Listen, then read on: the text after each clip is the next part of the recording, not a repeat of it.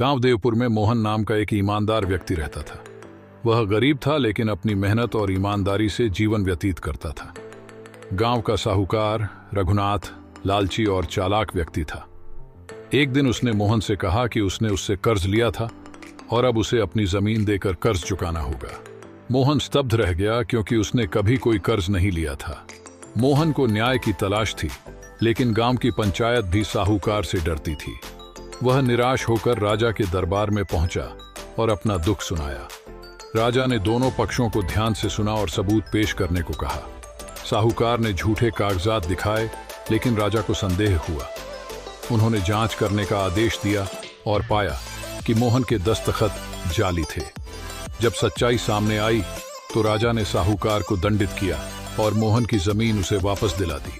साथ ही उन्होंने यह घोषणा की कि कोई भी साहूकार बिना उचित सबूत के किसी पर झूठा आरोप नहीं लगा सकता।